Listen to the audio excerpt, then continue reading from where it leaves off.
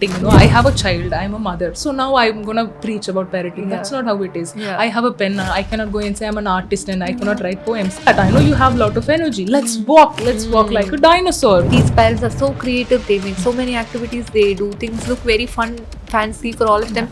Somewhere do you think they also have this guilt that they're not doing enough? Yeah, definitely. Also, all these social medias are aiming to guilt trip you into buying something, into doing something, into getting your courses. That's the term brain gym, right? I was actually wondering what it was and why never psychology taught any of this to us. It's not necessary. Why is staring becoming very popular? Like parents stare, teachers stare. What is with staring? Very powerful. So now the association of home itself becomes very volatile. Yeah. They wouldn't be happy coming home. So Now, why as a society are we very much interested in making or bringing up an obedient or a disciplined child? it is very easy parenting, no? You say sit, child sits. You say eat, child eats. No objection, no exploration, nothing happens. Whatever you say is happening, like a robot. The child will question, and it's okay to mess up sometimes. Yeah, exactly. Please tell it loud. Yeah. Tell it once again. We have this god complex, thinking that I am a god, I should know everything about the child. You cannot. Your child is a separate entity. I'm sorry, separate entity. Yeah, grammar is rolling. Hello all, I'm Hashini, medical psychologist, and we are back again with another episode of Bear With Me. So with me there is one more medical psychologist, Ms. Ruvantika, who is also a behavior therapist and who has got keen interest in parenting and child development. Hi Ruvantika, how are you? Hi Ashwini, I'm doing very well. Thank you for asking. How are you? I'm good, thank you so much. She's also my best friend. That's why the laughter. So we've known each other since 2016. Yeah. Isn't it? And she's also an amazing dancer. Thank you. So do you dance to cope up with something? Yeah, nearly all of my nights are like that. So I try to regulate myself through dance because I work with special children. So it's most of the times very overwhelming for us as well. So Right. I try to regulate myself with dance. Wow. So when I asked you initially about the podcast, I think within 15 or 20 minutes you replied saying you want to do on a topic which is gentle parenting. Yeah. There are a lot of topics when it comes to psychology or mental health, isn't it? Why do you want to pick up that topic and why do you think that was the need of the hour? Because I really believe that gentle parenting is the most misunderstood one. And people always think that no discipline is equal to gentle parenting. Right. And I work with children, so parents often come to me in the misconception that no, I'm trying gentle parenting, I'm trying to be gentle, and this is what is happening. But then I have to keep explaining to them, but gentle parenting doesn't mean that you don't say no to your child. So that was the immediate response that I gave for you. So you told gentle parenting is something that's completely misunderstood nowadays. Yeah. So if you can show us some light on what is gentle parenting actually, I think it would have been of great help, because when I was studying, or when all of us were studying psychology, we studied only 4 different parenting styles, Yeah. which was authoritative, authoritarian, and permissive and neglectful. So we never studied the concept of gentle parenting, but I think almost a decade back, Yeah. gentle parenting started becoming very trending online. Everybody starts saying I am doing gentle parenting and all of it. So what is actually gentle parenting? So it is nothing fancy that has just come yesterday or something like that. It is just what we studied. So I would say gentle parenting is very much equal to authoritative parenting that we would have studied. Right. So authoritative parenting is letting the child be, giving them choices, making the child very capable of making choices, but also setting clear boundaries for the child. Telling the child what you're expecting from them. It's not like you can do whatever you want, but you can do so and so many things. But these are the things you cannot do because so and so, this affects me, or I do not like this, you cannot do because you're not young. It is giving you're letting the child go, but you're telling him these are the boundaries. These are the 4 corners of the room, you cannot go, or else you would bang the head. That is, I think, is gentle parenting in the most simplest form. But people think it as permissive parenting. Kids will be kids. They are going to be like that. What's the problem? You will see the problem later on. Is what I tell them. Yeah, that's Yeah, again, about when it. you spoke about permissive parenting, most of them have got the misconception that gentle parenting is saying yes to everything. Yes. You know, when you ask, why do you give them so much of screen time, or why do you give them, why do you put them in one room? They say it's privacy. Children need privacy, or I've got nothing against privacy, but I've got something against children not being monitored by Yeah. the parents at all. Exactly. And they say it's gentle parenting. They grow on their own. Do children actually grow on their own, or why do people have got the misconception that gentle parenting is saying yes to everything? It's a misconception, like I say. It's a very layman term of being permissive to everything, and I think it's, as a generation now, it has become very easy also, for them, because right. it's a responsibility off their shoulders. Kids grow on their old, and then I can give them screen time, and then I can watch my YouTube alone. right, So I think it's a very shared responsibility that has been fancied and been shared with others also. Okay, she's giving the screen, and there are a lot of available resources also now for the child. Right? There are, I think, screen is very much available. Lot of toys that have been introduced. So many things that are there for the child, and so many responsibilities can be shared because of so and so, because of so many artificial things and so many other things that have been there. Yeah, because gentle parenting, maybe because they don't understand, is my question. Because also now parents have, they don't want to pass any trauma to the child. They are looking right. for a better way to grow their own child. They are looking for something that would be safe for them. Right.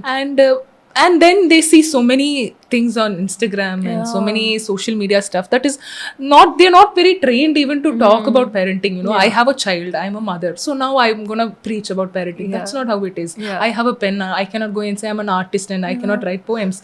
That's not how it is. You have to be trained enough to talk about stuff, but that is not how it is. So these people say few things and then you're trying to follow it. So I think that's how the misconception arrived, that gentle parenting is saying yes to everything. But it is not. It is being able to say no to your child, but in a way that the child understands. For example, if the child is younger than 7 years and you're going to sit and tell the child that you cannot do this so and so because Amma doesn't have money, Amma has to go, the child doesn't understand. He or she does not Or have sometimes that. they also feel very helpless. Oh, Amma is going through so many things, but I'm not able to provide any help to her. Yeah. So, the amount of information you can give, the amount of reasoning out you can do with the child always depends on the age limit of the child. If they're below 7, nothing is gonna doesn't happen to them, right? So you have to tell no to certain things. It's also for their safety. If you're gonna go over the wall, you're gonna trip and fall. Yeah, right. That is something that you have to tell the child. Without no, it cannot exist, right? So it's not saying yes to everything. It is being able to say no, but not no to everything as well. So it's a balance of everything that has to be done. And also giving them a proper reason of why it's the Exactly. Giving them a reason why, and also giving them an alternative. You cannot run in the hallway, but you can walk slowly. You can hold my hand and you can walk slowly. So always give them an so alternative. that you don't get hurt. Yeah, you don't get hurt. And children also know, okay, I'm not supposed to run. Amma's always shouting, no running, no running. What am I supposed to do? Child does not understand because he doesn't have the logical thinking ability. Or why should I not run? I've got the capability to run. There's enough space. Why shouldn't I run? I have so much of energy. I want to run. Why shouldn't I run? So one thing would be giving reason. You shouldn't run because you're going to get hurt. The floor is not, meant for running. You would trip. And another one is, instead of that, I know you have a lot of energy. Let's walk like a dinosaur. Make it fun for them. If they are, wanting something like that, let's walk like a dinosaur. Or you walk fast, let's see who walks faster.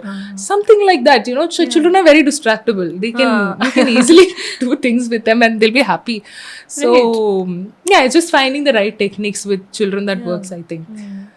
When you spoke about parenting coach, right?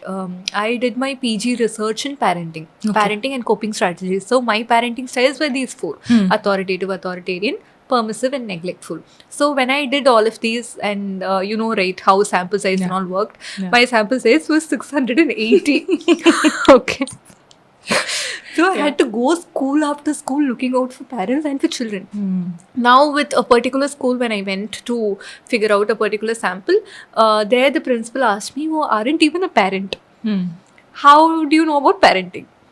So there we have a very general perception that those who are parents can talk about parenting. Exactly. Those who are parents know well about parenting. Those who are not parents are not eligible to even talk about the parenting, no matter what our educational qualification is. Yeah. So I tried to tell her I'm doing psychology and all of it. She didn't seem to bother at all.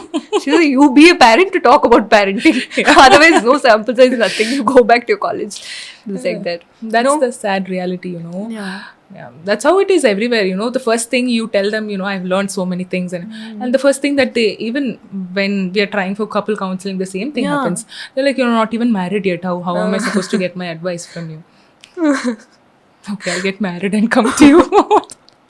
What And about that's how other it things is. that everybody can't experience? Like, I don't have to treat depression after becoming depressive, right? Exactly. You Yeah. don't have to go through it. That's why we all are very skillful in the way of providing empathy to each other. Yeah. We understand however you feel, no matter if we are in that space or Or not. not. I think most of them don't understand.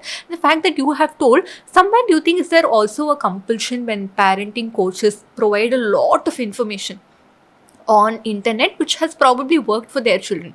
I mean, somewhere or the other, parenting has also been very subjective. Some Yeah, things that work true. for your children might not work for everybody. Yes. So when they say I have done so many things as a very normal parent, as somebody who's going to work 9 to 8 and then coming back home, cooking dinner and all, for somewhere I feel I'm not doing enough for my Exactly. children. Exactly. These parents are so creative, they make so many activities, they do things look very fun, fancy for all of them. Somewhere do you think they also have this guilt that they're not doing enough? Yeah, definitely. Also, all these social medias are aiming to guilt trip you into buying something, into doing something, into Right. getting your courses. We as a consumer of all these informations have to understand that people are doing so and so because of so and so. Ah. That is their work. If unless and until they are telling this left brain right brain concept and all is becoming very famous. Yeah. Draw tapes, jump Right. through the hoops and make your child do that and this. Yes, that is good. That's a very fun way to do it. But your left brain, right brain gets, activated automatically when you're doing Yeah, chores with your mother. exactly. That is the most basic, and that is enough for the child to, grow and develop on its own. It's what I would say. But parents watching this, they might think, oh, I have to do so much, but where is the time? Where is the resource? I cannot buy these cones, or I cannot buy the trampoline for the child. So and so. But they do not understand they're doing so and so because they're getting sponsors from somewhere, or Yeah. they're doing it for the likes and Views. shares, Yeah. and they get money paid out to fit. So as a consumer, I think we have to be very Mindful, responsible, yeah. because we cannot control what we are seeing on the social Exactly. media, and the social media is basically designed to guilt trip you or into making you buy something that you don't Yeah, want. yeah. So it is like that. So maybe I would say, when your child is up to at least 5 years of age, don't say anything relating to parenting on Yeah. your feed. Just listen to a song, something fun you do. Yeah. Don't look at any parenting tips. Once I had a parent who came and asked me, say, I saw a video on Instagram saying, until 2 years only your right brain develops. And if you don't activate your right brain never develops, is what apparently somebody on Instagram has told. So this lady started panicking and she was like, I've never done anything to my child. Does my child have only left brain which is developed and right brain that's not developed? No, sometimes I find it so pity. Yeah. With all of these so many information, I don't know, imagine the parents saw that video and till next day she would have felt so guilty, no? Exactly. I didn't do anything for my child. What if one side of the brain is not at all developed? What if their language is not developed? What if their other skills are not developed? And the guilt, no, looks very bad. Yeah, so much panic, no? yeah. What kind of parent I am? Self-worth itself would have been questioned for the mother. Exactly. So, and one more question that I've got is, I see a lot of them involved in a lot of planning. When they want to get married, they plan for their outfits, they plan for the photography, they plan for the decor and all of it. Do you think there is also a necessity to prepare for parenthood?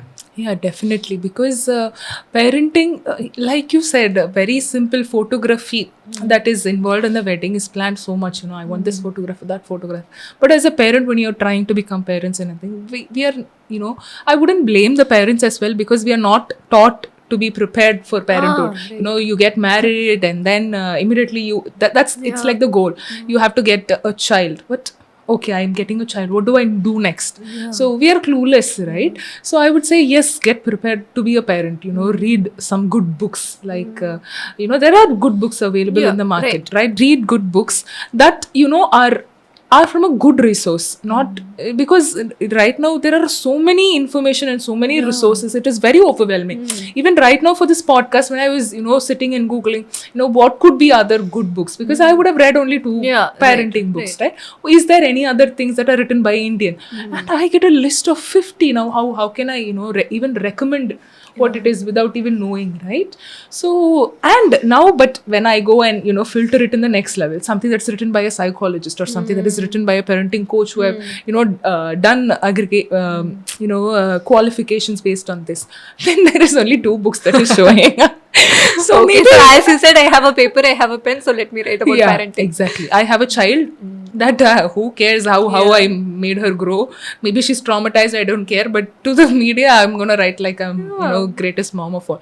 So maybe check your resources, who can give me the information. You be mindful about it, and then you can buy the book. How is it reviewed? Sadly, about some it. of these books are bestsellers also. Yeah, very sad. I don't want to name a book, but I also read a book. Okay. Then I realized I shouldn't have. Yeah. So yeah.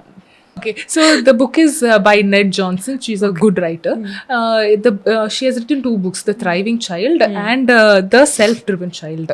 So these are 2 books that talks about parenting, especially talks about parenting and how you can be better for your child so that she develops cognitively, socially, physically, everything very good. And there's another book based on communication, how to communicate to your child. The title itself is very beautiful. The Way to Talk So Kids Will Listen, and Listen so the kids will be able to talk better. So it's a book on effective communication. So that also is a beautiful book that I've read it halfway through only, but the halfway is very beautiful. What kind of sentences you talk. It's not very this is how you should be, this is how. No, it's very natural, in a natural setting and everything. So it's very applicable also. Our parents are also very much judged nowadays, because decades back, let's take 4 or 5 decades back, you scold your son or daughter, you hit them, there will be some people who support it, there will be but usually social media doesn't see your parenting. Correct. 5 or 6 decades back, you are not posting anything and everything on social media. You don't feel judged and all of it. But nowadays, if your child is not sharing a chocolate, let's take the viral Instagram reel, there's so many people to judge. There's so many people who comment so many things. Sometimes I even wonder, how can people be so creative about negative commenting? There are so many ways of saying the same thing. I don't know. Like, it was so negative. I mean, I don't know if people have actually forgotten that there is just a 3-year-old or a 4-year-old child on the table. And imagine the kind of guilt that the parents would have. They have taken a video for a fun, they've just uploaded it, and getting backlashed for all of the what their child is doing. And so yeah, do you think there is a pressure on parents nowadays by the society or by even their own parents? Oh, your child has got so many marks, your child is into nowadays parents have got so much of happiness in going and sharing. My child is doing writing NEET exam, or my child is getting into JEE, is moving into JEE advanced and all of it. Now, do you think somehow or the other the society makes even parenting a bit competitive? Yeah, it makes parenting competitive. It makes the child feel very less about themselves, because they don't have so and so, or because they're not able to do so and so. They make them question about their own abilities and everything. Yes, it's because like you said, the same factor earlier, there was not much of the thing where you can put out things, but now everything is like on a show. So now parents are going and yapping that my child did this, my child did that. Child wouldn't even have done. That's the next question. So they would go and tell me that I have enrolled him in that class, this class, out of which 7 would be unwanted classes that the child is already doing. So they would now the concept of brain gym as a class also has become very famous. So I don't understand the concept of brain gym. That too, for children who are for example, let's say if it's an autistic child that might need brain gyms for him to regulate more or everything. Okay, understandable. But still, brain gym, why what they do questionable. But still, okay, understandable. But the term looks very fancy, So a lot of people believe they might as well do something in those classes. Yeah, the thing is, you want to, do something, not do something, you want, get money out of something that is nothing. You just give a fancy term Yeah. and tell them that it develops so and so, it develops this of him, it develops that of him, that they See, don't you even will not understand believe. the word. Do you remember the SOLAT experiment that we have done Yeah, in the second year or third year of psychology? I went and took in that material after seeing all of these people saying that the right brain doesn't develop if you don't do these activities. So I was just wondering, then how did we all develop? Exactly. We never did all of the, and in fact the term brain gym, right? I was actually wondering what it was and why never psychology taught any of this to us. It's not necessary only. That's what I'm saying. The terms that parents use, my child is doing this, my child is enrolled in so many classes, out of which we wouldn't Right. even have heard about it, because it's not necessary for the child. That's what I would say now. But now they don't know what to do at home, no? They don't know what to do at home. They don't want to engage themselves with the Right. child. They don't want to connect with the child. They don't want to spend time. They don't want to give the time. And some parents, sadly, they do not have the time also. And So they I do not understand that. know how to connect. So putting them in so many classes and telling them, oh, he's doing so wonderful in cognition, he's doing so well in, some different mathematics and all, Japanese mathematics and all, I'm hearing. So he's doing well in that. Okay, but still, can he go to a store and buy things on himself? No, right? Then why does he need Japanese mathematics? Does he know So- if he wants to wear a black shirt or blue shirt? No, No. he doesn't know. Yeah, he doesn't know. Does he know that, Appa has this much money, so he cannot buy you this? No, he doesn't know. He wants it, he gets it. That's how he's, grown into it. Then what's the point of, putting him into a Japanese class? So answering your question, there are so much pressure on the parents who even want to do well, right. who want to actually do good parenting, who want to be for the child, but are, are so guilt tripped and who are so, made to think that they have to do so and so many things in order for them to survive in the, society. No, survival of the fittest is not happening for the child. For a 4-year-old, 5-year-old, it's not happening, right? So there are a lot of pressure, sadly, yes. But as a parents, I think we have to take a step back and really see, because I would say always trust a parent's intuition over anything else. Is it really necessary for my Because child? a parent can never do something harmful to the child. Exactly, because they can never do harm and they know what's best for the child. Is my child lacking in this? Others are saying, but I know the child. He's able to cook something with me, which he's able to know all the 8 ingredients that are necessary. Doesn't mean that he's bad in memory. Then he's not doing well in math. Why is it? The mother will be able to think this. Yeah. But if the same mother comes and tell me, as a psychologist, I might not know. I might say maybe he's bad in memory. So I would say even if it is a trained therapist, you have to give right information to them. Yeah, right. But he's doing so here and here he's doing well, ma'am. So what can it be? So always, ask help when you need. There are so many helps available right now, thank God. So ask help to the right person is the first thing.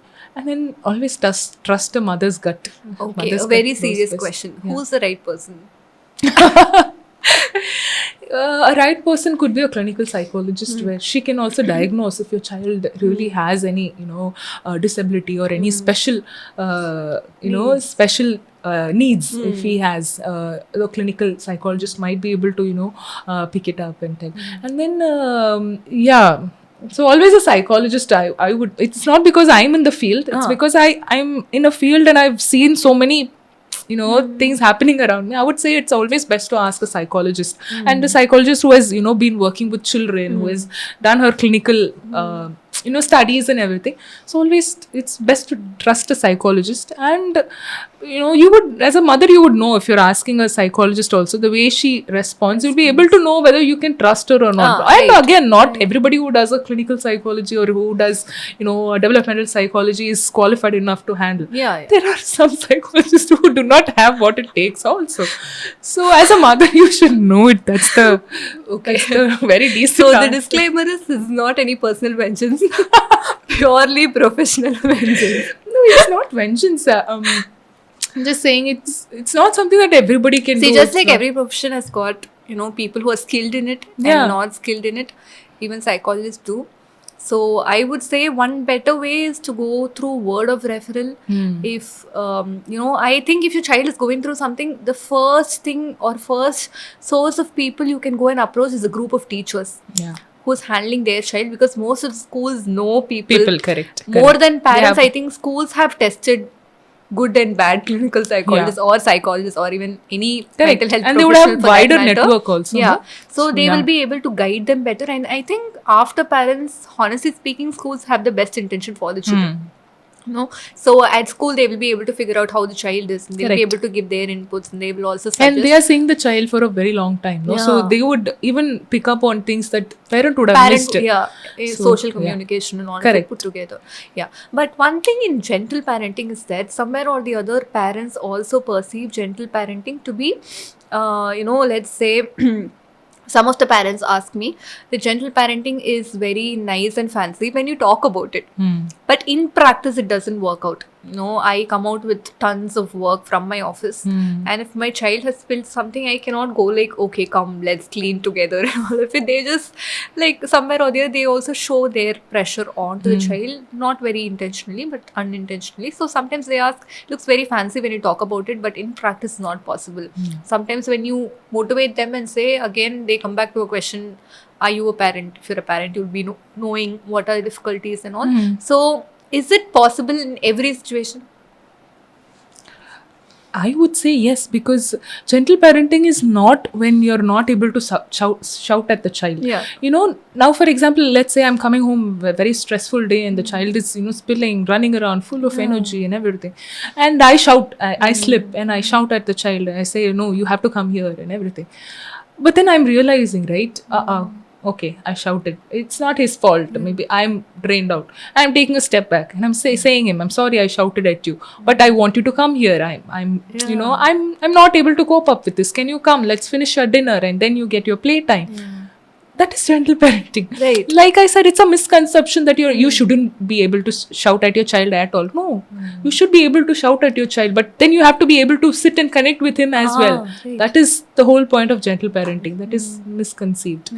But here also, in some Indian households, I see one parent performing gentle parenting and the other one performing an authoritarian or a permissive parenting. So how does those children develop if the parenting style of both the parents are completely different? So they will become very confused as a child itself. Okay, Amma saying no, but Appa saying okay, or Appa is not even allowing me to go near it, but Amma saying sometimes maybe you can have. So there is a big confusion in the child. So that this confusion, when the child grows up, it can even affect the child's self-esteem first. Rule confusion comes, the child don't know who to trust. Mistrust doesn't develop very easily. Child doesn't understand who to trust, what to trust. Child does not understand which to choose. Child's choice preferences also gets affected, because is this right or is this wrong? I don't know. Sometimes it's mama saying it's right, but always appa saying it's wrong. So which do I choose? So I would always say it doesn't work, because if both the parents should be involved, that's why even in any kind of therapy that we give for the children, we always have one session for the parent where both parents should sit down with us, because one parent would always, one parent who is always in the house, spends most of the child, would understand and would comply to whatever we are saying. They would draw boundaries and everything. But the moment the father comes, child would mask very well, right? So when the father comes, a child would show another behavior that he is masked for so long. So again, what are you trying with a child? He's a 4-year. He should not have to be masked. The child should be able to understand. So there is a very big question mark in the child. Why do you want to do that to your child? Is the next question that I would ask them. And sometimes in children, I see, instead of picking between two choices, when they know that the mother is saying yes and father is saying no, they pick between parents. Okay, I want to go to field trip now, so whom should I ask? Correct. If I ask my mother, only she'll say yes. So it's better I'll go ask to my mother. Correct. If the father says no, father becomes a villain there. Exactly. Mother becomes the good cop and the father becomes the bad cop. And there the hatred is formed towards the father, because you're not reasoning the no there. Correct. Okay, you're just saying it's a no. And sometimes, in our culture, talking back to parents is also considered very disrespectful and all of it. So they don't provide you with any reasons, because they believe, I've parented you, I know what's good for you, what's bad for you. So if I say no, it's a no for you. Yeah. You don't deserve to know why. So there it becomes a question again for the children between choosing between two alternatives. So choosing between the parents itself. there, yes. the connectivity with one parent goes comparatively very much low. No. Yeah. Yes. And now when these children develop, what happens, like you said, there's a hatred developed towards one parent. And also there, whatever the other parent says, the child, when he grows up, he wouldn't listen. I mean, not wouldn't Right. listen. Even when the parent is reasoning out with him, the child would not be able to accept whatever the father or the mother, whoever it is, the child would not be able to reason out with him, will not be able to sit down and tell him, this is why I'm taking this. No, they would, the respect itself goes down.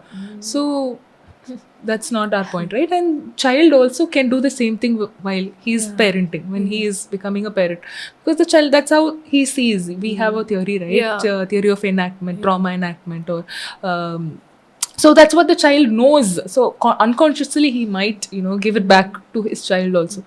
So let's break that cycle is what I would say. And yeah, as a society we are always, praised when we, discipline the child, and we, when we see a very obedient child, immediately we are applauding the parents. So what a parenting, child. yeah. So but What have you added in your sambar? All questions like that. that would come. Yeah. Oh wow, such a obedient child. He sits when you say sit. Yeah. And doesn't- also one brand comes in. He takes this, what drink and all of it. That's Yeah. why the child's yeah. cognitive development is very high. Hi. Does any drink help with cognitive development? Does any drink help them grow taller, stronger? Sharper. I didn't want to complete. I wish it did, but What is sharper, by the way? Is there any, now I've done psychology for 5 years. Never read any term called sharper. Sharper. in no? intelligence or in development. What is sharper? I don't know. Are they pencils or pens? I don't know. It's a very bad term to use for cognition, no? Smart, Yeah. sharper. No, I think enough nutrition for the child, for him to grow, and all the vitamins and minerals that are necessary for the child is more than enough. That's what is required for the child's brain development and everything. If the child is not feeding properly, then you can go see a nutritionalist. What does he lack or something like that. That is very important, because when the child is under nutrition and he's not fed enough, then yes, cognition can be affected. His motor developments can be affected. Yes, it can happen. But drinking something that is advertised, flashed in the news, I don't think so. Okay. Maybe it's a tasty way to add milk in your routine, but doesn't help like that. Actually, when you told about the topic gentle parenting, I got reminded of an article that I read months back, okay, wherein which said gentle parenting would increase sensitivity in children. No, because they are not exposed to parents being, little harsh to them, or they are not exposed to parents scolding them, giving punishments. So when they grow up or when they grow out, they tend to become more sensitive. Is that true? Well, it can be true, but isn't it a good thing as well?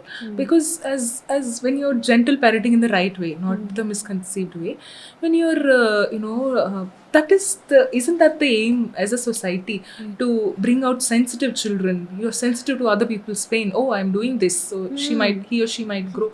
I always tell, your goal in life is not to make your child stronger, sharper or something, but it's to make them more sensitive towards the environment. Oh, I'm doing this, maybe I'm harming the environment, let me switch off the AC. That's what my niece told me today. It's hot outside because you're putting AC for so long, let's off it. That is what is our aim, right? To develop, to bring out more sensitive children. I would say that is my aim. I don't want my children to be so tough and so brought with mistrust. Oh, don't go in the train, don't eat the biscuit, you might faint and fall. The child doesn't trust anybody on the train. A stranger says hi-fi, the child turns his face. I don't want my child to be like that. I want my child to go and give them chocolates. I brought a biscuit, you want to share, maybe I can share it with you. I want my child to be that sensitive to others. Others are there, let me off the light, I'm going to sleep. I want them to be sensitive. So I would say it's a good thing that This fact that parents also start putting in a lot of mistrust with strangers, do not get anything that they give, do not go talk to them. Does it also develop into a form of social anxiety while they grow up? While going and talking to strangers or talking in front of strangers, it becomes a very difficult task, isn't it? Yeah, it is actually. Again, I really cannot just complain on the parents, because they read so many things and so many incidents that are happening. in and around them in their societies if something is happening. So parents inculcate a fear that is not naturally present in the child, which is not really necessary. But you know what, the just one mistake that the parents are doing, yes, you can tell the child so and so has happened. And then what do you do next if something like this happens? If somebody, tries to harm you, what do you say? How can you protest against them? That they are not doing. So child is constantly living in a fear. Child is always in a fear then. Right. I'm going on a road, everybody is a stranger, so how should I be on my toes where everybody are? No, it's okay to, tell the child that so and so is happening in the world. Again, not very sensitive stuff, but something that affects your child. Yes, but tell them what to do next as well. Where to call for help. Yeah. You're here, what do you do next? So child is not in a constant state of fear. So that is what I would say is the best way. Okay. But so many things as psychologists, probably you and I can process, can understand, can work for the same. But parents who have not done any parenting course, or parents who are sometimes, most of the times, not prepared to be parents, or not prepared for the parenthood, or think they are prepared but they are actually not prepared. They have a lot of emotional load over them, isn't it? So while I was talking to my mentor, he was saying, see, how did you grow up? I grew up in a joint family wherein if my mother and father were not available, there were other people to take care of me. I had my uncle, I had my aunt, I had my cousins, I had my grandmother, grandfather, so many people to feed me, to talk to me, to play with me, lot of other stuff. But do you think becoming nuclear families, now most families have got one child or two children and two parents, that has become the family structure nowadays. Do you think the conversion of joint families to nuclear families also provide a lot of burnout or emotional load over the parents while parenting? Definitely, because like I said, it was a shared responsibility when a child is there. That's why, my grandmother or anybody's grandmother, when we asked, they would say, I had 14 children, I had 17 children. Great. Because it was always shared. By the time they had the 17th child, the first child would already been taking care of the next four. They wouldn't even remember. Now I'm not saying that is healthy again, but then I'm saying it always, when it's a shared responsibility, it's better. Now, let's say, again, we are again becoming very nuclear, one children, just two parents, and the child is also always bored when their parents are stressed, they are burnt out from work and everything. Then go form a community somewhere, stay in a building where there are talk to your neighbors, go where there are many children also in the community, search for communities like that where children thrive with. They always thrive in social setup. They always, learn. Their social learning is how they, learn best. So I would say, if you are in a position where you just have to be in a nuclear family, then at least, if possible, thrive where there is a community. Search for a community where there are more kids there, apartments like that, or somewhere, or take them somewhere. At least, your work gets end by 6. Take 7 to 8 to a park nearby. Let them play with other children. Something that they can do. But they definitely need the social learning, and even you need that time, right?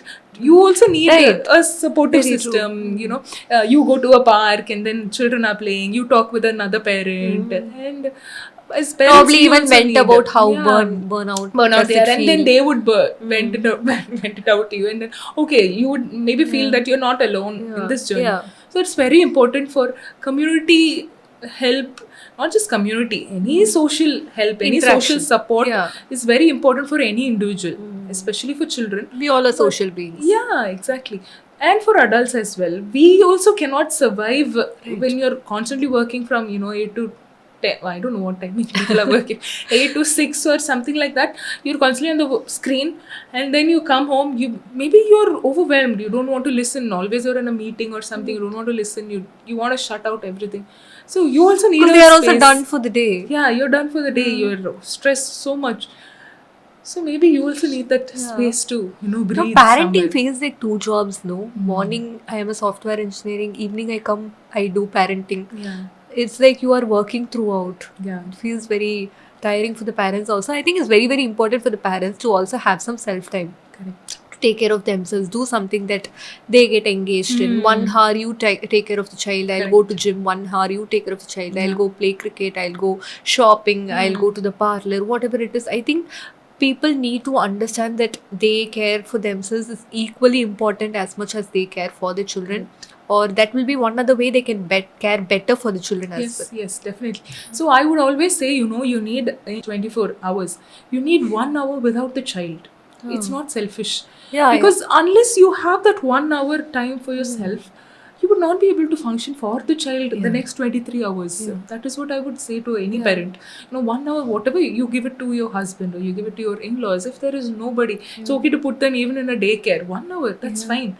But you would be, because I have seen so many parents who come out burnt out, in and out. Exhausted completely. They're working so much, they're working, and then they have to come home and be with the child as well. It's very exhausting for them. I understand them. So you need at least that 1 hour where you're able to sit, sleep, eat, whatever it is, without the child. Don't engage the child that time. You need that time. That's what I tell the parent. What can you do? You tell me. First, maybe it's very difficult for you. Maybe half an hour you start with. What can you do? Without the child, now where can you leave the child? Think of the possibility. They say, ma'am, it's very impossible. And then after 5 days, they come with 4 or 5 points. Maybe I can do this and this with the child. Yes, you can. Definitely you can. You We should. are just not thinking. We are, we are just put in a phase. We are, gaslighted into it. And we are just thought that, oh, it's a very selfish thing to 1 hour for yourself without the child. How can you do it? You're not a good parent then. Yeah, it's look at the audacity is what another parent says. See that, ma'am, these psychologists are, people who are coming from this generation, no? Look at the audacity to tell another parent to, take 1 hour without the child is what I am And getting. ask them to put under some care. Yeah. She's asking my child to put under daycare is what the in-laws came and complained. No, I wouldn't say that to everybody, but this parent is burnt out, or she might even harm the child. Harm The herself next- too. Very Harm good. herself, harm the child. She's in that frustration level. The next thing that she would do is when the child, behaves very little, the next thing she would do Slap. is hit, Yeah. slap, hurt herself, or else this is happening. She wouldn't be able to. So it's very important, I think, 1 hour to yourself, early in the morning, because children's sleep schedule also is a big question mark. So whenever it is, you find the time, 1 hour without the child. I would really recommend that. That can, minus out all the things that you can do wrong to your child. Yeah, So it's definitely. very important. See, I work for a profession wherein, I work with a lot of women. And if their child is unwell and they had to make it to the job, they feel very guilty about it. He's not well, I'm not there to take care, what will happen? And for God's sake, the father would be with the child. Exactly. But still the mother is not okay with it. The mother wants to go provide care under her supervision, take care of her and all put together, because there's so much of mother guilt, no? Yeah. Or Generational sometimes even trauma that's father guilt. passed. If the same thing has happened with the father, the child is unwell and the father goes to work, the father may not feel it. He might feel worried about being a good father, I'm saying. He might be very worried, but he would be very happy that the child is in a very safe hand. But the same thing a mother cannot do. Yeah. And they will praise it, saying that, oh, you're a very good mother, you have that instinct. Oh, you should be able to trust your partner, right? Then I'm going to question. Right. So you don't trust your partner, so is that a problem that we should work in the session? And they're like, no, it's not like that. It's just So that one I'm of the concerned. parents, one of the mothers actually told me, "Ayyo, na vikra mari avarukku rasam vaikka theriyade." I said, so what? How does it differ? Your child likes rasam. Let the child also understand Appa can make only this much rasam, or let Appa practice however the child can. Correct. Child likes to have rasam, no? So much of panic in the simplest ways, no? Yeah. You can't So make much rasam like me. And I don't know. So my question is, are you parenting the child or are you parenting the parent? Or are you parenting the partner? Whom are you parenting? It becomes, I think, both. Yeah, in the Indian mother also households. calls the partner and says, Kalela before food, half an hour munadi in the tablet, in the color dabba, in the edhula you take and give. I was like, why? Why do you have to direct your partner? Let your partner take the responsibility of taking care of your child. Yeah. Because one thing is, either the other significant other wouldn't have taken a step forward so many days. And he would have just left it. Maybe mother is taking care, wouldn't have had a care in another one. Another thing is, parent also could be neglectful, could have been. Another thing would be the mother wouldn't have let him only "Oh, come and help me today. You do this." So he wouldn't have been trained enough. So much. guilt Sometimes is they there also now. like that attention. No, They like okay, if the child cries, they are coming to me only. They're not going to the father. Father. Yes. Child wants something, the child is only coming to me. It gives them a sense of self-worth, Yeah. no? So they want that from the child. But after a point, it becomes very tedious. For Yeah, everything, the yeah. child comes to me. Yeah, What and is they the father complain. doing? And they complain Yeah. about that. No, they come 5 years old. Child always wants him, only doesn't stay with the father. Come and complain. For the last 5 years, you wanted the child to be with you. No, you didn't give him to anybody else. Now, how can it become a The complaint? child doesn't go to the grandparents' house. Child doesn't go to the uncle's house because you never let the Left. child. Exactly.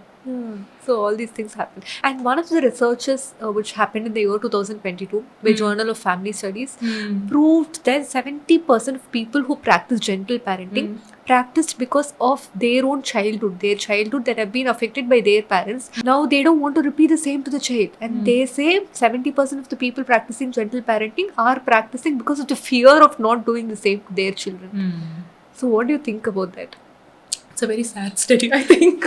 But yeah, it is true, no? Whenever we talk about gentle parenting, the first thing that, if I'm going to be a parent and then I'm saying I'm going to do gentle parenting, why would be the reason? Because I would definitely think I don't want to do all the mistakes that my parents did to me. Yeah. You know, what all it caused me to become as an adult. That would be the first thought that comes in a mind. Maybe a very healthy child that's grown up in a very healthy setting and who hasn't been disciplined and any maladaptive ways of disciplining the child hasn't happened.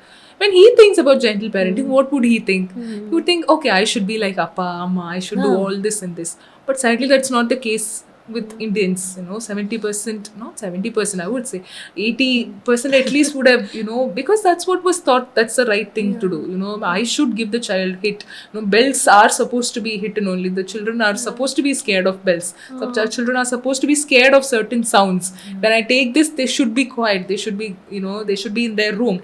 So I stare at them, they should get the cue of it. yeah, I stare at them, they shouldn't. They should say no to others. So why is staring becoming very popular? Like parents stare, teachers stare. What is with staring? What happens? I mean, there are no words, but just me simply looking at you without blinking my eyes. Why is it very powerful? Why is it so effective than words? Because if you see from the child development, from the child was a toddler and the child was an infant, the first way that they would have connected to a human is by looking at their eyes. That's how they that's how they identify the familiar faces as well, right?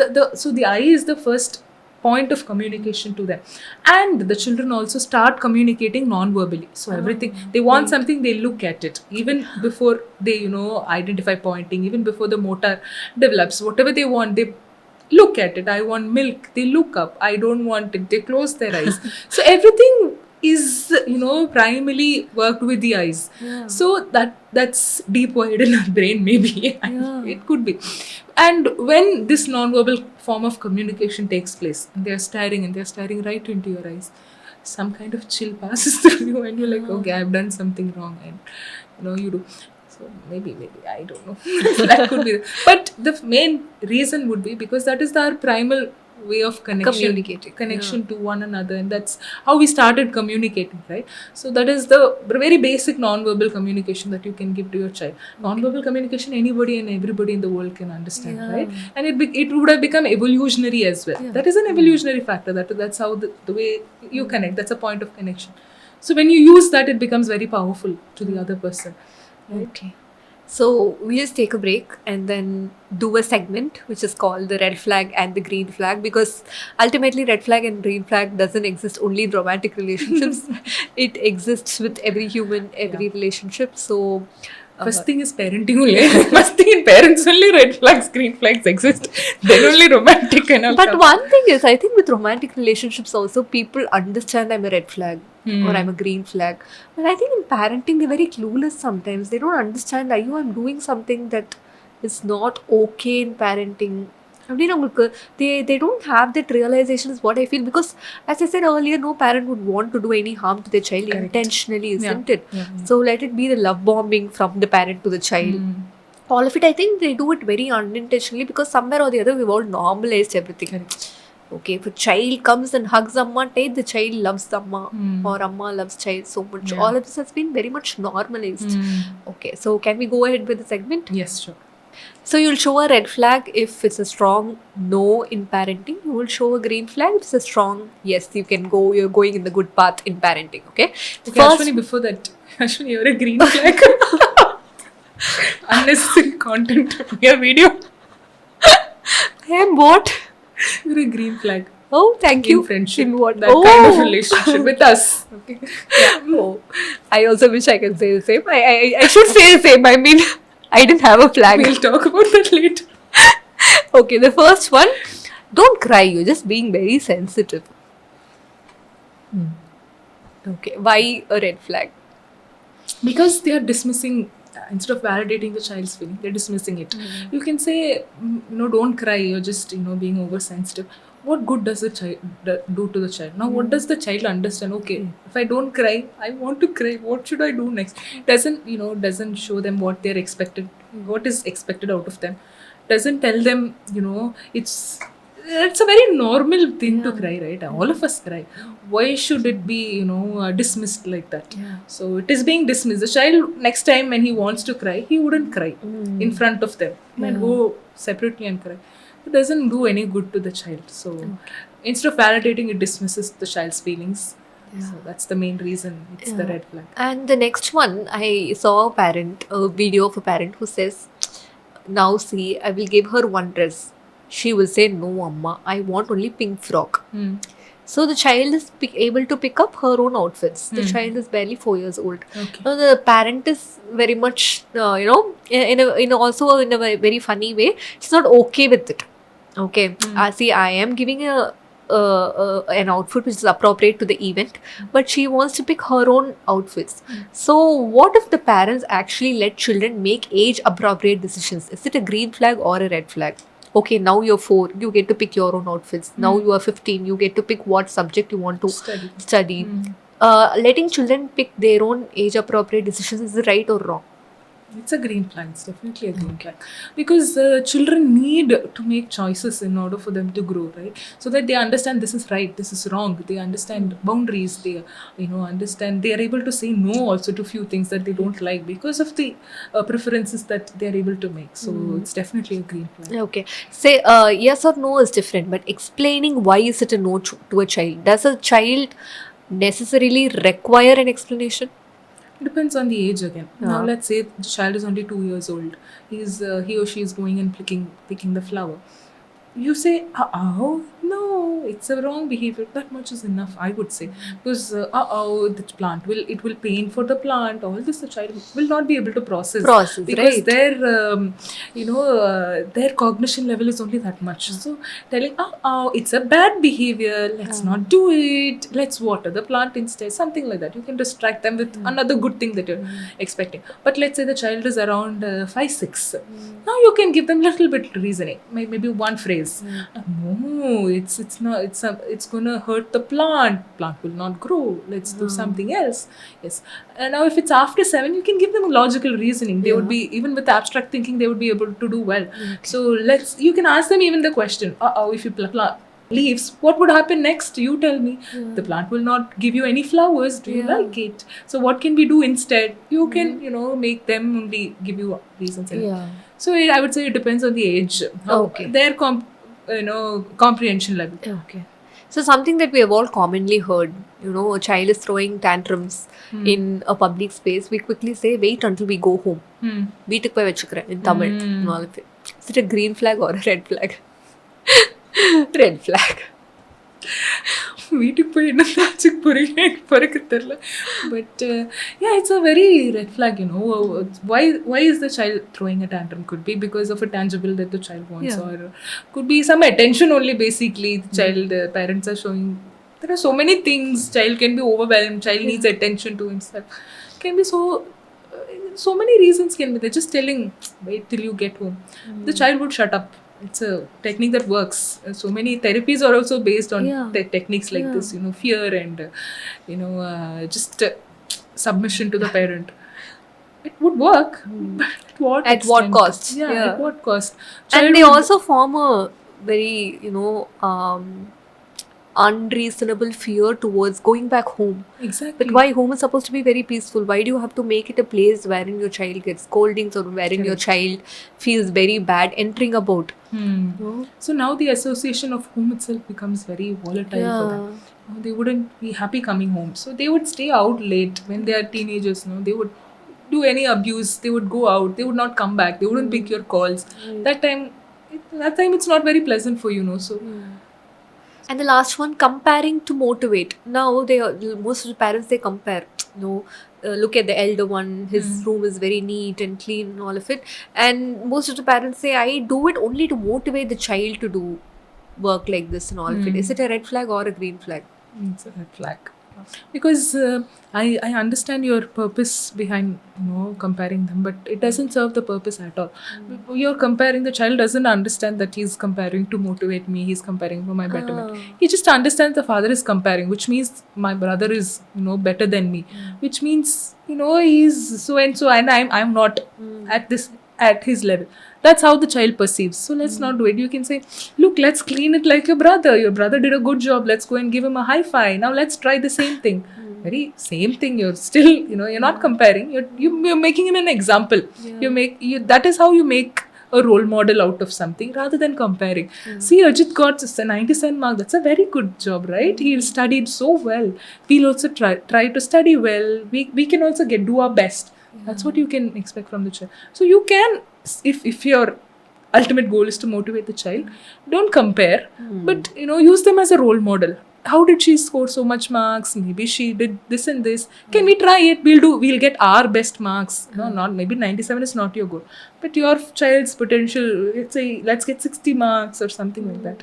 I mean, marks which is but I'm just saying. Let's study well like him. Let's try to do that. That's how you motivate the child, is what I would say. Nowadays, I see there's also a group, or there are a lot of parents who want to genuinely try gentle parenting, but they're not able to do it because of the interference of elders at home. Correct.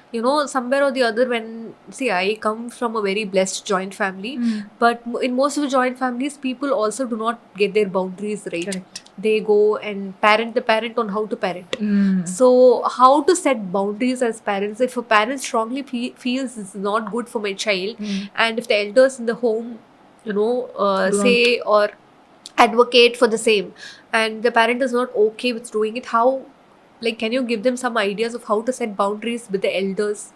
Okay.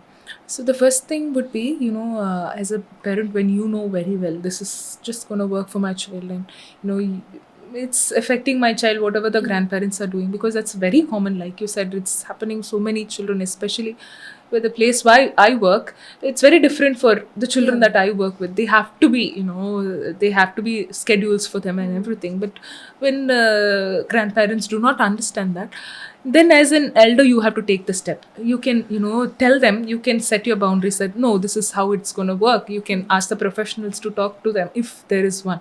And if there is not, then you as a parent should take the next step. Maybe you move out or whatever is possible for you. Now, I'm not saying the first step is, say bye to them and move out of the house. No, but I'm saying set clear boundaries. Now, this is going to happen. This is how the child needs, If you're not going to comply, it's not working for my child. You try to reason out with them. If it doesn't work, what's the next step that you can take? You should be you should be very set with your boundaries. If you are not set, if you are someone who's people pleasing and you're finding it very difficult, maybe you need therapy. Come to Ashwini. but on a very serious note, we have to be able to set boundaries because we know what's best for a child. So learning to be assertive, saying no to things that you're supposed to say no to. You are not somewhere or the other, I feel in our culture or in our community, it's considered disrespectful to say a no to your elders. But I feel it is always better to say a no instead of doing harm to your own children and then later feeling guilty about it. Correct, exactly. So now what you're doing is you're not just being assertive for yourself, but your child is also looking at you. You're teaching the child that whatever you want, you can be assertive about it. You're teaching the child how to stand up for himself as well. So it's a very good thing, I would say. And one more thing, I don't know if you have seen the news, I think you would have. In 2023, there was a Chennai-based private school Okay, which recommended that we would start practicing gentle behavioral changes in children. And it was actually the parents who went and demanded stricter policies in school. It also made into the news in the year 2023. So, see, we have done psychology for 5 years and probably other different n number of courses related to child development and parenting. Never have I ever read the word discipline or obedience at all. Now, why as a society are we very much interested in making or bringing up an obedient or a disciplined child?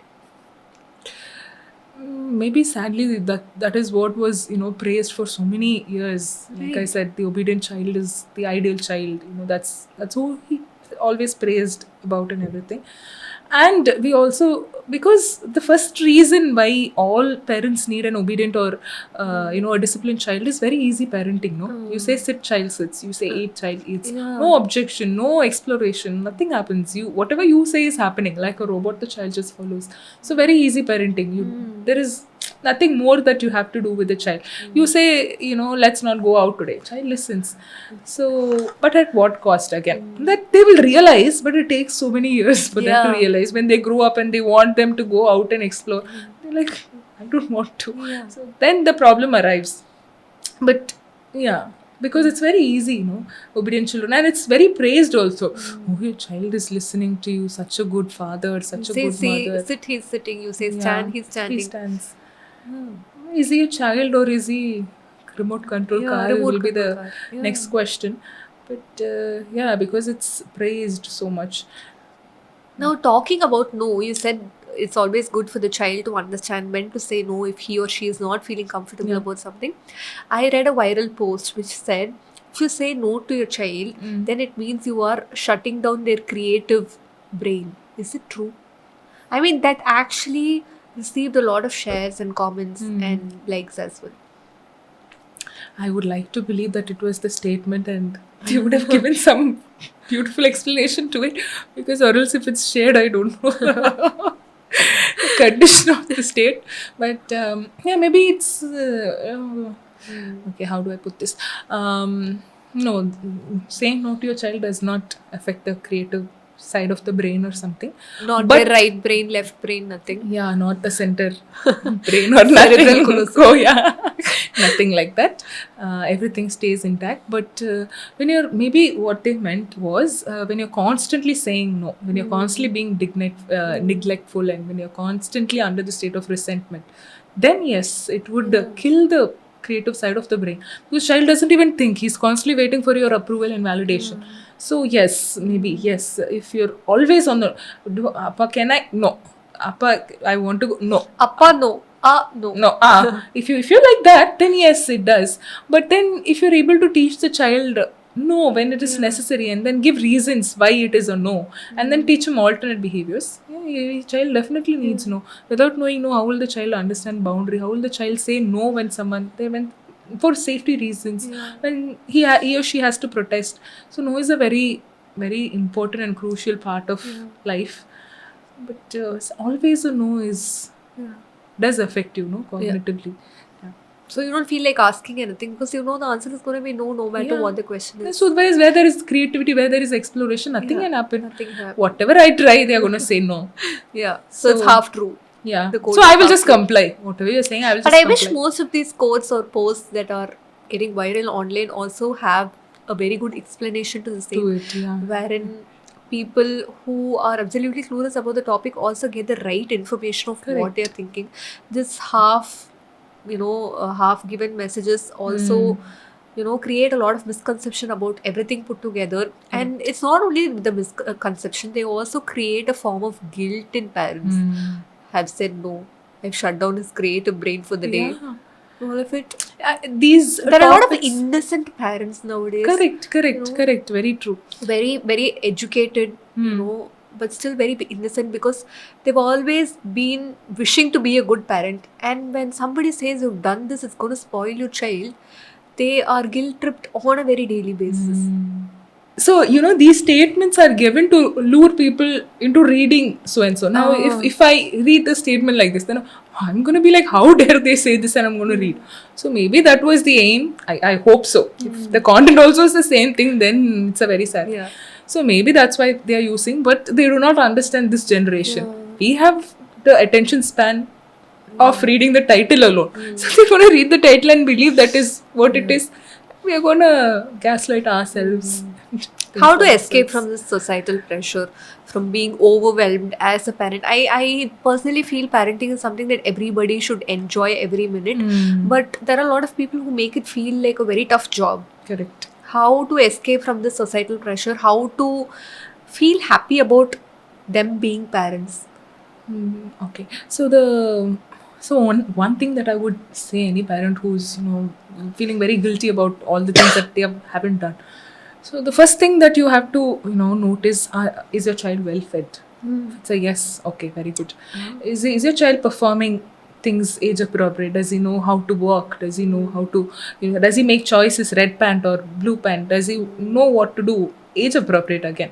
Does he do all this? If it's a yes, very good. Is your child able to come and hug you? Is your child able to come and tell you if he's hurt? Is your child able to cry in front of Emotionally you? express Emotionally, then you're a good mother. Then you're a good father. That's all. You have done, cognitively he's doing well, socially he's able to go play with others, and Physically, like, physically motor he's development, everything is, you're a good parent. That is enough. Don't get overstimulated with all so much crap in the social media. internet. There are so many things that people are doing. I'm not saying. And I feel even if the child is not doing good in any of these areas, you take them to the people who might help him Exactly. or her, you are still being a good parent. Exactly. Because there are a lot, take motor skills and all, most motor skills are not, somewhere or the other, Get few delayed. things get delayed, few things are because of genetics, something that are not under the parents' control. Correct. I would say even if your child is not developed in any of these areas, you take them for the appropriate help. You are still being the best parent in the world. And if your child is eating something, let's say the child went out, I didn't see the child for 5 minutes, he ate sand, and the mother is very guilt-tripped, and she's like, oh, I'm not a good parent. Did you take him to the hospital next? Did you do what requires next? Is he okay now? You're still a good parent. Or like you said, the child is lacking somewhere. Did you noticed it? The child is 3 years old. You noticed it and you brought him here. You're a good parent. You noticed things. You're doing what happens to happen next. So I would say, rather than focusing on what all you're not doing, focus on what all you are doing for the child. This gives us a growth mindset that we in psychology also talk about. Develop this growth mindset. Rather than I'm not doing this, rather than I'm doing so and so. I fed him today. I made this special chapati. I inculcate multi-grain chapati today for. It's a very nice thing that you're trying so many things, right? So focus on what all you are doing. So I think that would encourage you as a parent to do better as well, and it will you can stay a little above the guilt tripping. You be creative, but also take care of not being burnt out completely. Correct. Not being emotionally exhausted, that you're able to do something one day perfectly and the next day you feel like I've done enough yesterday, I'm not able to do anything. Correct. I think it's always better to find a balance and do whatever you can to your children. And most of the parents feel, இப்போ நான் ரொம்ப க்ரியேட்டிவாக lunch எல்லாம் கொடுக்கல அப்படின்னா he'll compare and say, oh அவங்க அம்மா is given fried rice, look at my mother, she's only given curd rice. But honestly working with children, I've never felt any child would have that thought. I think the comparison mindset is only with the elders. The children don't compare. Children don't compare and think, அவனோட lunch box பாரு, என்னோட lunch box பாரு, look at his stationaries, look at my stationaries. I've never seen a child do it.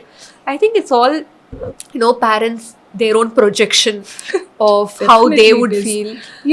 If the child sees a very beautiful fancy lunchbox, the thing that he wants to do is he wants to take something from it and eat. That's how much the child can think. And if he sees another fancy box, he might take something and maybe hide it for a few days. He might play with it. He might ask for the child, can I play with it for some time? But the child cannot. Again, this is an abstract thinking. The child, no, my father did not buy it for me. Maybe he's a bad father. No child thinks about that. Can think about it cognitively. Not there. Not possible. Unless he is above 7 to 11. No, above 11. So no. Again, then again, then by the time he reaches 11 years old, you can reason out with the child. I'm not able to give you so and so because so and Because so, of- but I can do this and this. Let's go out on a bike ride. Child will appreciate it Yeah. very much.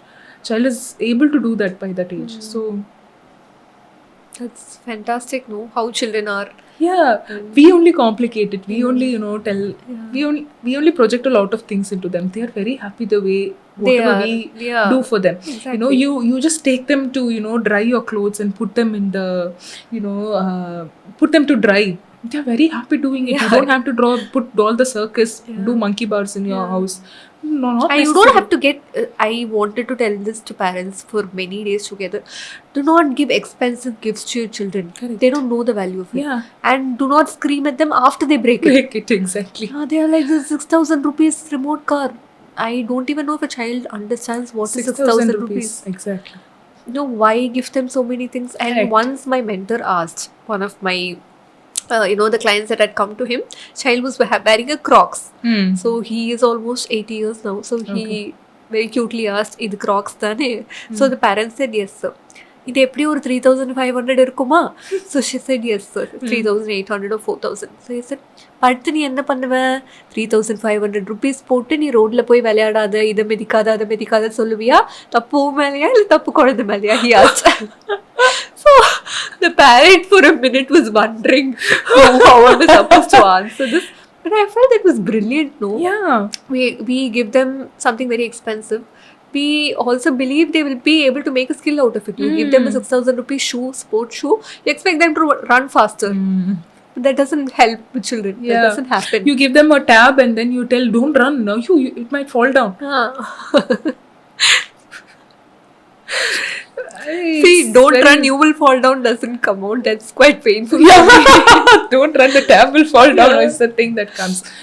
It's Because repairing bones are cheaper than repairing iPads. iPads, no?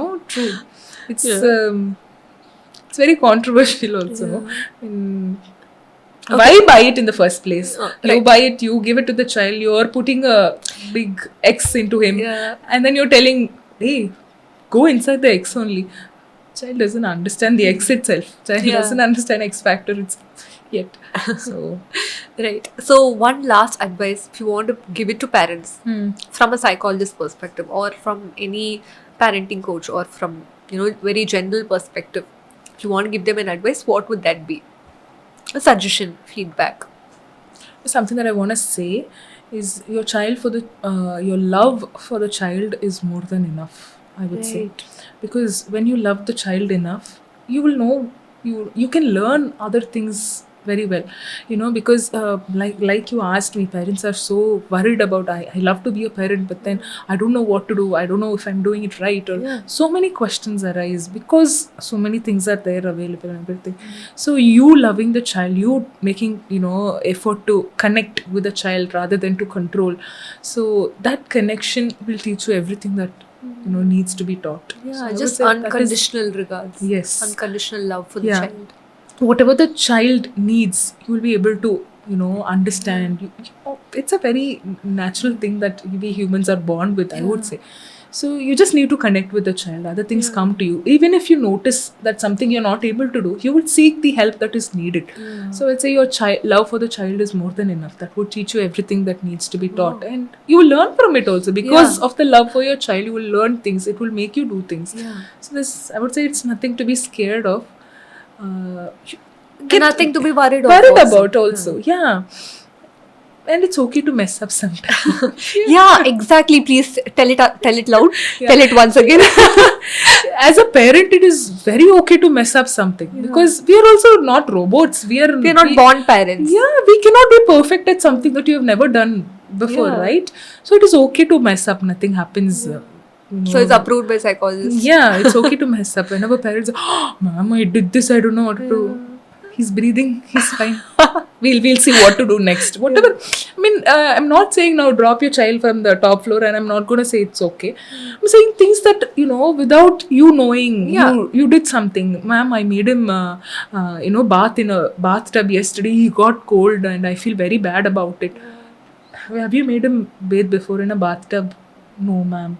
how do you expect yourself to know that if he Yeah. baths in a, if you take a bath in the bathtub, he's gonna get a cold? Cold, You don't yeah. know. Why do you think you're the god? You're not a god. You're just a parent.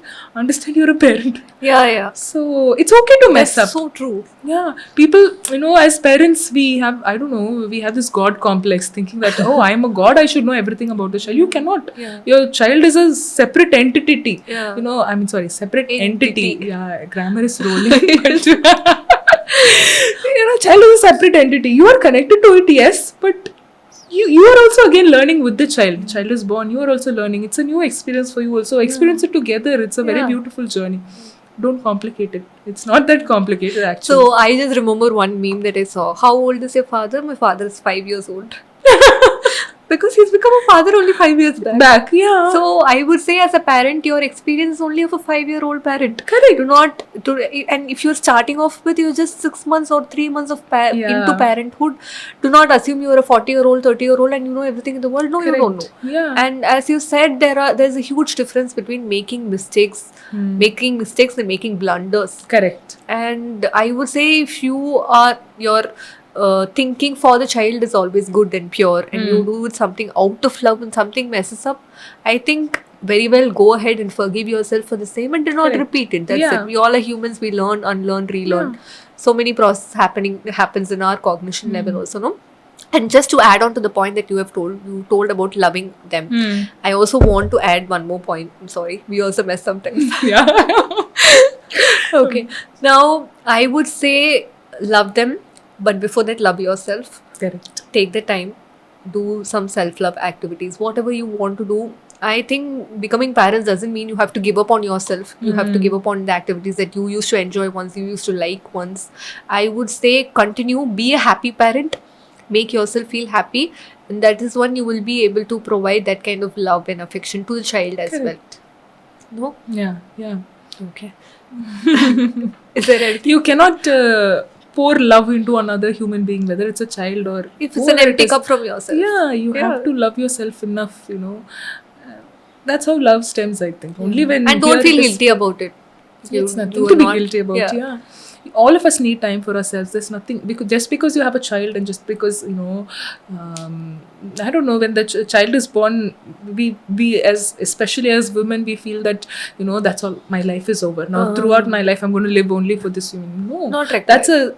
that's a separate human entity that can live for itself. You don't have to be the heart and liver for it. No, it has its own organs, so you can also have your own heart and soul and live for yourself. So that's what I would say. So one article very beautifully said, if you want to love yourself, first stop eating the leftovers from the child's plate.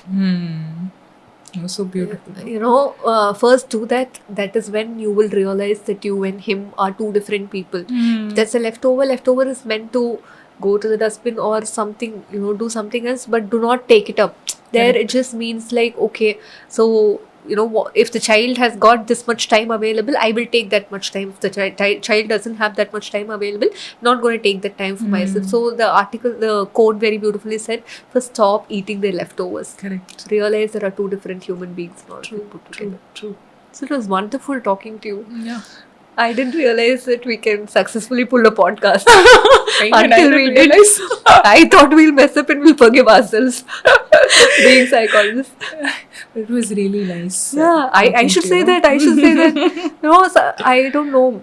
I started podcast with an idea of giving others information, but sometimes I feel I also get a lot of information communicating, and I enjoy this time.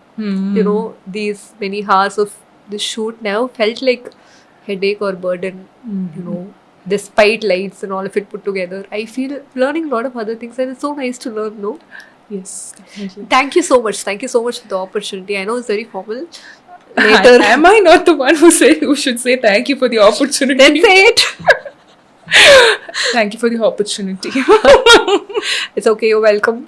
Come back again. Okay, with a different topic, because Yeah, I know we are psychologists. We all explore different topics as well. So we have to do it very frequently, Yeah, so that we you and should. I learn. Yeah. Others also learn. Others also don't feel guilty about it. Correct. All of it put Correct. together. So thank you so much, and Thank see you you. all again with another episode of Bear With Me. Thank you so much.